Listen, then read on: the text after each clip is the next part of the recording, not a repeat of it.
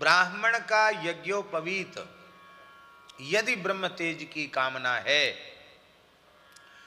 तो जन्म से 5वें वर्ष में हो जाना चाहिए। 5 वर्ष के ब्राह्मण बालक का जनेऊ हो जाना चाहिए शास्त्र के अनुसार। ये सर्वोत्तम पक्ष है। और इसके बाद का पक्ष है 8 वर्ष, और मध्यम पक्ष है 12 वर्ष, और अधम पक्ष है 16 वर्ष। क्या अधम पक्ष क्या है? 16 वर्ष। और 16 वर्ष के बाद बोले वो ब्राह्मण नहीं हो सकता, फिर तो उसको पतित हो गया, वो ब्रात्य हो गया, पतित हो गया। ब्रात्यष्टोम करे, पहले प्रायश्चित करे, तब वह फिर से यज्ञोपवीत का अधिकारी है। 16 वर्ष की आयु से अधिक के ब्राह्मण कुमार को गायत्री क्षमा नहीं करती है, शास्त्रों में लिखा है। क्षत्रिय को बल की कामना हो कि हमारा बालक बहुत विशेष बलवान हो, तो उसे 6ठे वर्ष की आयु में अपने बालक का यज्ञोपवीत करा देना चाहिए। वैश्य की यदि यह कामना हो कि मेरा बालक गौ और ब्राह्मण का बड़ा भक्त हो और विशेष धनाढ्य हो, लक्ष्मी की उस पर विशेष कृपा हो, तो वैश्य का धर्म है कि अपने बालक का 7 वर्ष की आयु में यज्ञोपवीत संस्कार करा दे।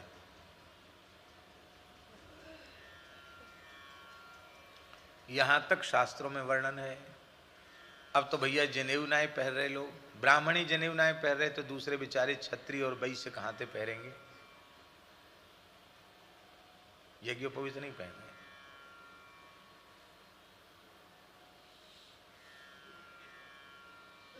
राघवेंद्र दास जी को पता होगा, गांव का नाम हम नहीं लेंगे, जमुनापल्ली पार से इनका भी जन्म शरीर का जमुनापल्ली पार को ही है। राघवेंद्र दास ब्रजवासी संत हैं ये। तो एक बड़े बूढ़े आए, ब्राह्मणी, ब्रजवासी ब्राह्मण, हम समझें कि 65-70 साल की उम्र होगी। हमने देखा उन पे, उनके शरीर पर जनेऊ नहीं। तो हमने उनसे पूछी कि आप तो ब्राह्मण हो? बोले हाँ ब्राह्मण है। हो का अपना गोत्रोत्र सब उपाध्याय ही भी बताया, ब्राह्मण है। तो जनेऊ क्यों नहीं पहनते? तो उन्होंने क्या कहा याद है तुमको? वाह वाह हमारो ब्याह ना है भयो। अरे भगवान, ब्याह नहीं हुआ तो जनेऊ नहीं हुआ। अरे ब्रज की ये हालत हो गई कि ब्याह ना है भयो तो जनेऊ नहीं भया। विवाह में जो जनेऊ है ना, वो जनेऊ का स्वांग है। स्वांग जानते हो ना? स्वांग, जनेऊ को स्वांग है, वो जनेऊ थोड़ी है। इसलिए विवाह वाला यज्ञोपवीत संस्कार नहीं माना जाता है। संस्कार की अवस्था में संस्कार होना चाहिए। यदि किसी का नहीं हुआ हो तो उसको प्रायश्चित पूर्वक बड़ी उम्र में भी विधिवत संस्कार करा के जनेऊ धारण करना चाहिए। द्विजाति का अधिकार है यज्ञोपवीत धारण करने का। अत्यंत श्रद्धा पूर्वक यज्ञोपवीत धारण करना चाहिए। जो ब्राह्मण, क्षत्रिय अथवा वैश्य जिसकी 7 पीढ़ियां बिना यज्ञोपवीत और बिना संध्योपासन गायत्री के व्यतीत हो जाती हैं, वह द्विजाति का कुल चांडाल का कुल हो जाता है। उसके कुल में चांडाल पैदा होने लग जाते। चांडाल माने क्या है? चांडाल माने होता है नीच दुष्ट प्रकृति के प्राणी, जिनका खान पान आचार विचार सब मन माना हो, अशुद्ध हो, उसी को चांडाल कहते हैं। चांडाल किसी जाति का ही नाम चांडाल थोड़ी ही है। श्री वृंदावन बिहारी लाल की जय।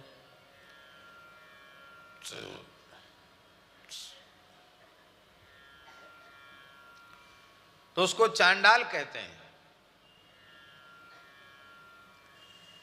अभी भी 7 पीढ़ियां लोगों की नहीं बीती, बीत गई? अभी तो नहीं बीती होंगी शायद। इसलिए अब भी मौका है कि हम अपने द्विजातित्व को संभालें। भगवान बड़ी कृपा करते तब मनुष्य जन्म देते हैं। मनुष्य में भी हमको सनातनी बनाया, पवित्र हिंदू परंपरा का बनाया, उसमें भी हमारा द्विजाति कुल में जन्म हुआ।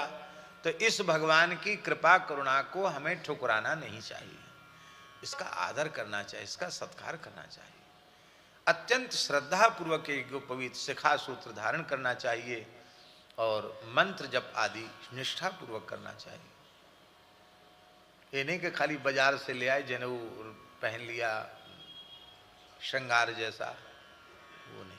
विधिवत यज्ञोपवीत धारण करें, श्रद्धा पूर्वक करें। जो भी काम करो वो बड़ी श्रद्धा से, निष्ठा से, शास्त्र की विधि से करो।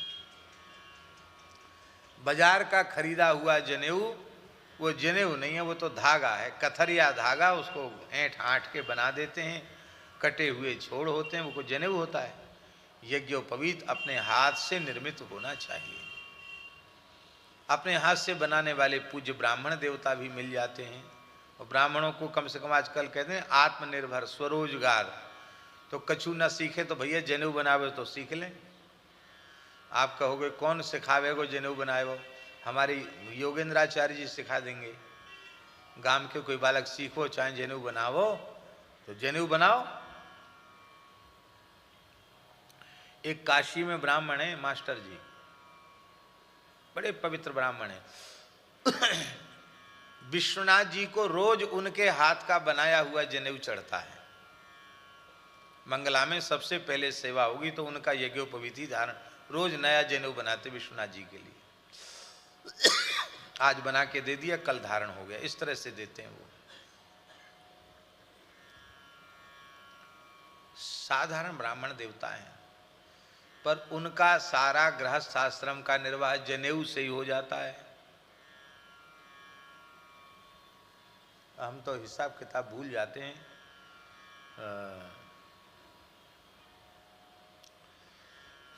शायद 60 रुपए की एक जोड़ी जनेऊ। कितनी? 60-70 रुपए का एक जोड़ा जनेऊ, हाथ का बना है, बढ़िया अखंड सूत्र का। अब वो दिन भर मेहनत करें, अपने त्रिकाल संध्या भी करते हैं, पाठ पूजा भी करते हैं, और दिन भर मेहनत करेंगे तो ज़्यादा से ज़्यादा 5-7 जोड़ा वो बना सकते हैं एक दिन में। तो कितना हुआ? 7 जोड़ा का कितना हुआ? मान लो 70 रुपये लगाए तो कितना हुआ है? हाँ, 1000 रुपये दिन भी नहीं हुआ। तो हम तो ये कहते हैं कि पंडित जी आप बहुत सस्ता देते, इतना सस्ता मत दो, आप तो कम से कम 100 रुपया जोड़ा दो। अरे महाराज यही लोग कहते बहुत महंगा है, कौन खरीदे, बाजार का खरीद लेंगे वो सस्ता आएगा, इतने रुपए की एक कौड़ी आ जाएगी वो ज़्यादा अच्छा है, ये तो अब तो बहुत महंगा है। कितना श्रम होता है यज्ञोपवीत बनाने में। तो वो अखंड सूत्र का ही यज्ञोपवीत होना चाहिए और वही धारण करना चाहिए। उसके लिए सबसे बढ़िया है आप स्वयं बनाना सीख लो, और मान लो घर के सबरे बालक मिलके बनावे जनेऊ, एक बढ़िया काम हो गया। आप लोग कहेंगे कि वो कौन खरीदेगा, भैया कोई ना लेगा तो हम ले लेंगे, और हम ले लेंगे और तुमको जिसको जो मांगेंगे उनको देंगे। भैया देंगे पर उसी को जो संध्या करे गायत्री जपे उसको देंगे, सबको देंगे नहीं।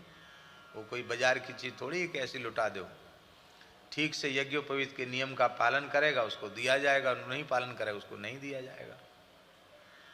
ये सब कार्य है।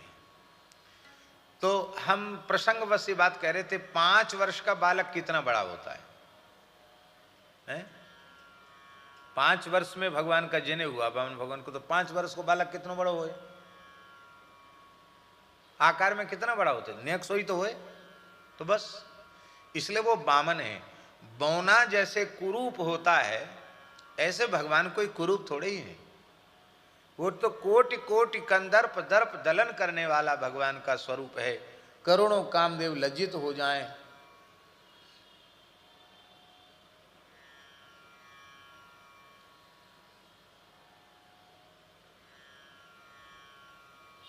ऐसा सुंदर भगवान का मंगलमय स्वरूप है, ऐसा ही आप समझिए। इस अवतार में भगवान ने मैया को दूध पियो होए और कछु दिना तक घुटरून चले भय, फिर और संस्कार भय हों, ये सब नहीं। तत्काल भगवान यज्ञोपवीत धारण करने वाली अवस्था के हो गए 5 वर्ष के से संपश्यतोर दिव्य गतिर यथा नटः तम बटुम वामनम दृष्ट्वा मोदमाना महर्षयः कर्माणि कारयामासु पुरस्कृत्य प्रजापतिम। अब तो भगवान को वामन रूप में देख करके, बटुक रूप में देख करके, यहाँ बटुम वामनम देखा। बटुक, बटुक माने ब्रह्मचारी, वामन छोटे आकार में भगवान को देख करके ऋषियों का हृदय आनंद से भर गया और वे सब प्रजापति कश्यप जी को आगे करके और भगवान का सुंदर जात कर्मादि संस्कार भगवान के कराए, भगवान का यज्ञोपवीत संस्कार कराया गया। भगवान का जनेऊ हो रहा था तो साक्षात सूर्य भगवान ने भगवान वामन के कान में गायत्री का उपदेश किया। अब देखो नाते में सूर्य भगवान कौन लगे? वामन भगवान के बड़े भैया। तो बड़े भैया ने छोटे भैया के कान में उपदेश किया मंत्र को। इसका मतलब है कि अपने से बड़े कोई भी हैं वे मंत्र का उपदेश कर सकते हैं, ये परंपरा है। बड़ो भैया भी गुरु के समान है, तो उन्होंने मंत्र का उपदेश किया है। बृहस्पति जी ने अपने हाथ से जनेऊ बना करके जनेऊ धारण कराया है। कश्यप जी महाराज ने मूंज की आड़बंद, जिसको मेखला कहते हैं, मूंज की मेखला धारण कराई है। और धरती माता ने कृष्ण मृग चर्म भगवान को प्रदान किया। ब्रह्मचारी सदा कृष्ण मृग चर्म धारण करके रहता है। अब तो इस समय सरकारी रोक है और होनी भी चाहिए, क्योंकि वन्य पशुओं की सुरक्षा आवश्यक है। ब्रह्मचारी को उत्तरी के रूप में हमेशा अपने कंधे पर कृष्ण मृग चर्म रखना पड़ता है। ब्राह्मण कृष्ण मृग चर्म रखता है, क्षत्रिय रुरु नाम के मृग का चर्म रखता है, और वैश्य साधारण मृग का चर्म अपने कंधे पर रखता है। ऐसी शास्त्र की परंपरा है। तो ब्राह्मण कुमार काले मृग का चर्म धारण करता है। धरती माता ने कृष्ण मृग चर्म प्रदान किया है। ददौ कृष्णा जिनम भूमिर्दंडम सोमो वनस्पति।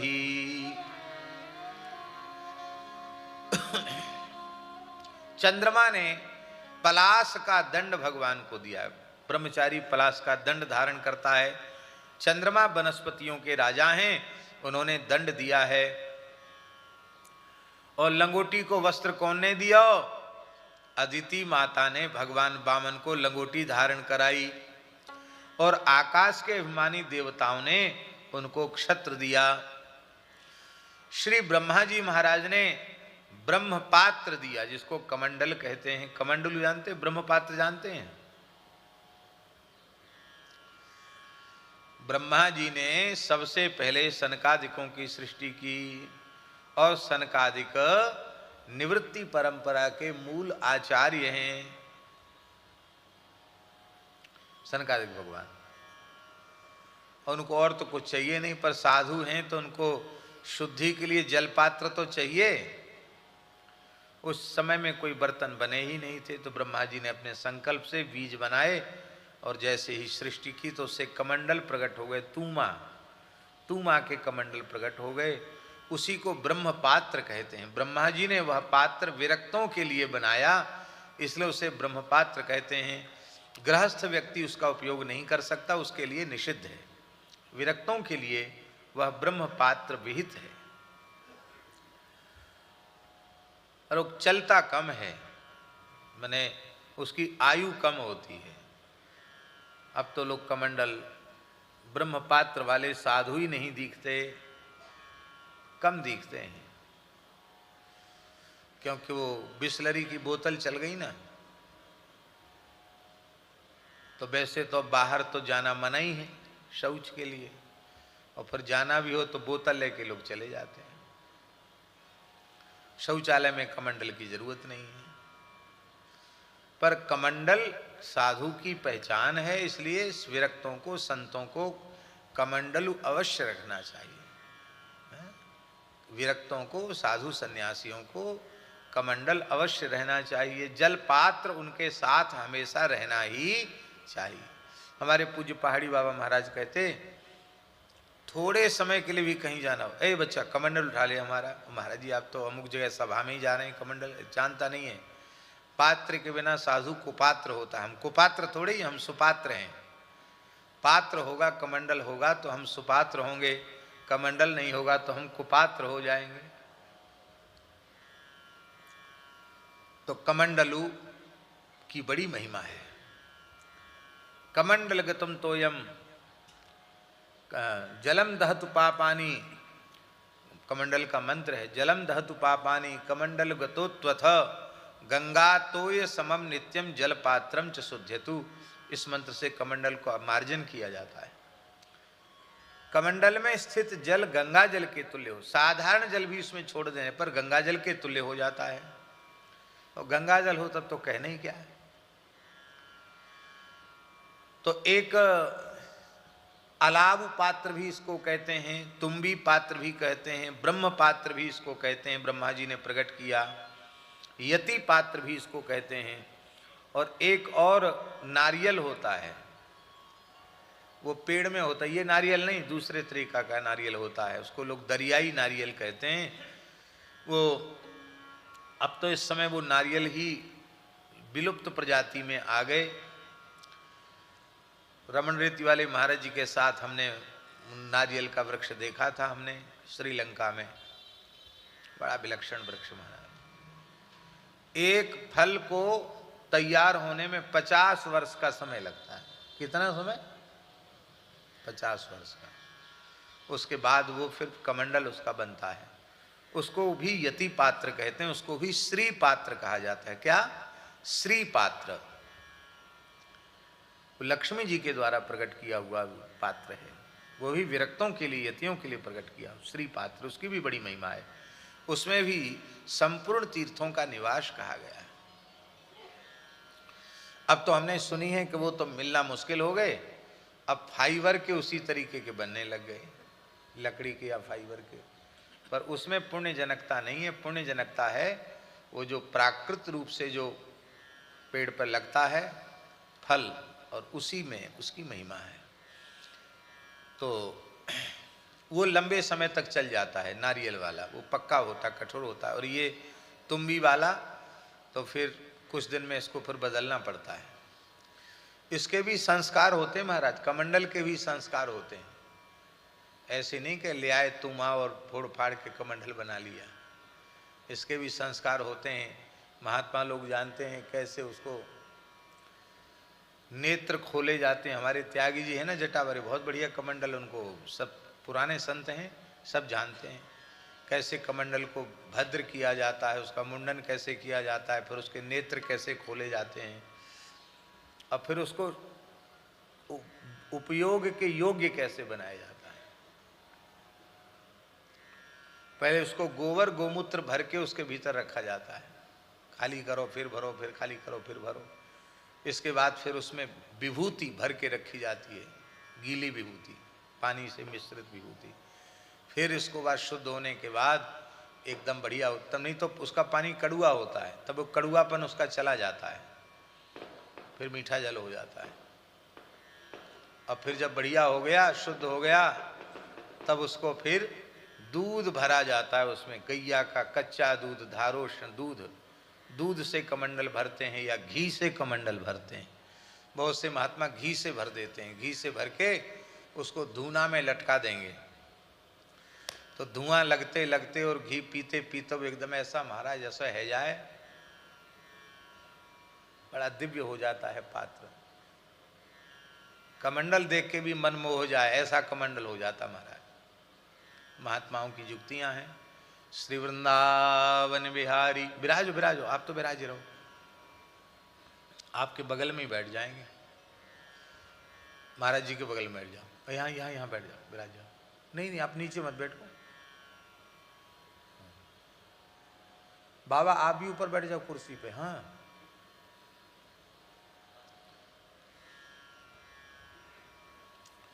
और कमंडल एक ही व्यक्ति के व्यवहार का होता है, दूसरे व्यक्ति के व्यवहार का नहीं होता है। हमारे ब्रज में विरक्त संतों में प्राचीन परंपरा में करुआ की परंपरा रही है, वो भी जल पात्र है। करुआ ब्रजरज से निर्मित पात्र, ब्रज की मिट्टी से निर्मित मिट्टी का पात्र। मिट्टी का पात्र भी विरक्तों के लिए ग्राह्य है, पर वह उनके अपने व्यवहार के लिए शुद्ध है, सबके उपयोग के लिए वह उपयुक्त नहीं है। कमंडल भी यही है, अपने उपयोग के लिए ठीक है, दूसरे के उपयोग के लिए ठीक नहीं है। एक कमंडल से सब काम नहीं चला सकते। हाँ, धातु पात्र ऐसा होता है कि धातु पात्र को दूसरा व्यक्ति भी व्यवहार कर सकता है, पर काष्ठ का पात्र हो, कठारी हो, कमंडल हो, करुआ हो, वह एक ही व्यक्ति के व्यवहार का पात्र है, सबको उसको उपयोग नहीं करना चाहिए। तो श्री ब्रह्मा जी महाराज ने कमंडल भगवान को प्रदान किया। ब्रह्मचारी को सदा कुशा का मोटक धारण करना चाहिए, कुशा के बिना वह कृत्य नहीं कर सकता, क्योंकि कुशहीना तु या संध्या तिलहीनम तु तर्पणम। कुश के बिना संध्या व्यर्थ हो जाती है और तिल के बिना तर्पण व्यर्थ हो जाता है। संध्योपासन करने वाले के पास कुश आवश्यक है। जैसे आपोहिष्ठामयो हुआ ये मंत्र हैं, इनसे ब्राह्मी ऋचाओं से अपने मस्तक पर जल छोड़ना है तो उंगली से नहीं छोड़ा जाएगा, उंगली से छोड़ने से नख का जल अशुद्ध होता है, उसको छोड़ना मना है। तब कुशा से ही, कुशा के मोटक से ही जल जो है शिरशेक करना चाहिए, अपने मस्तक पर जल छिड़कना चाहिए। अपवित्र पवित्रोभा जो है, इस मंत्र से भी पुनरीकाक्षा पुनः तो कुश से ही जल सिंचन करना चाहिए। तो ब्रह्मचारी के लिए कुश आवश्यक है। सप्तर्षियों ने कुशा दिए हैं। अक्षमाला महाराज सरस्वती व्ययात्मनः। साक्षात भगवती सरस्वती ने श्री वामन भगवान को अक्षमाला प्रदान की है। अक्षमाला का अर्थ है रुद्राक्ष की माला, उनको प्रदान की है।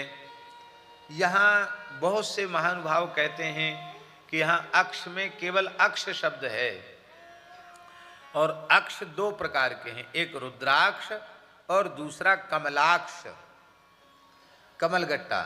तो कमलगट्टे की माला को भी कमलाक्ष की माला कहते हैं, और रुद्राक्ष की माला को रुद्राक्ष माला कहते हैं। तो बहुत से लोगों का आग्रह होता कि नहीं रुद्राक्ष नहीं कमलाक्ष। हम तो कहते हैं हमारा तो किसी में आग्रह नहीं है, किसी में झगड़ा नहीं है। रुद्राक्ष भी धारण कर लिया और कमलाक्ष भी धारण कर लिया तो कौन सी बात है। हम ये नहीं कहते हैं कि आप हमारी बात मानिए ही,